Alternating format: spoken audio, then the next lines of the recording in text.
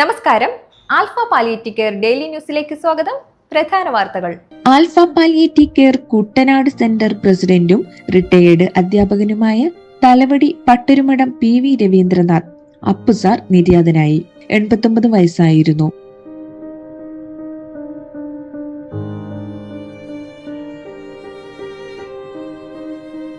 തകഴി, മണിപ്പുഴ, തലവടി, ചേർത്തല, താനൂർ എന്നിവിടങ്ങളിൽ അധ്യാപകനായും പ്രധാന അധ്യാപകനായും സേവനമനുഷ്ഠിച്ചിട്ടുണ്ട്. തലവടി ചർച്ചാവേദിയുടെ അധ്യക്ഷനും SDVS ഗ്രന്ഥശാലയുടെ സ്ഥാപകരിൽ ഒരാളുമായിരുന്നു. ആൽഫയിലെ പൊതുദർശനത്തിനു ശേഷം തിരുവല്ലയിലെ വൈദ്യുത ശ്മശാനത്തിൽ സംസ്കാരം നടത്തി. ഭാര്യ പരേതയായ ലീല രവീന്ദ്രനാഥ്, തങ്കമണി. മക്കൾ രേണു, വാണി.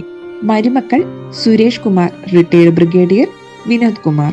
പ്രായം വകവയ്ക്കാതെ അദ്ദേഹം നടത്തിയ അക്ഷീണ പ്രയത്നമാണ് ആൽഫ കുട്ടനാട് സെന്റർ യാഥാർത്ഥ്യമാക്കിയത്.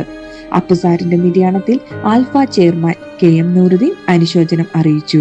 ചെയർമാനു വേണ്ടി കമ്മ്യൂണിറ്റി ഡയറക്ടർ സുരേഷ് ശ്രീധരൻ മൃതദേഹത്തിൽ പുഷ്പചക്രം സമർപ്പിച്ച് ആൽഫ കുടുംബത്തിന്റെ ആദരം അറിയിച്ചു. Vision 2030 state coordinator Amjith Kumar, governing council അംഗം Chandramohan Nair, Kuttanad centre secretary KG Kochumon എന്നിവർ ചടങ്ങുകൾക്ക് നേതൃത്വം നൽകി.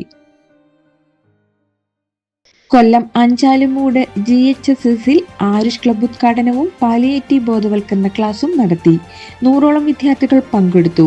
NSS program officer Praveen, community welfare ജില്ലാ coordinator Akshay Babu, community welfare ഓഫീസർമാരായ Amal Geevarghese, Gauri Swapna, NSS program officer Shofitha എന്നിവർ നേതൃത്വം വഹിച്ചു.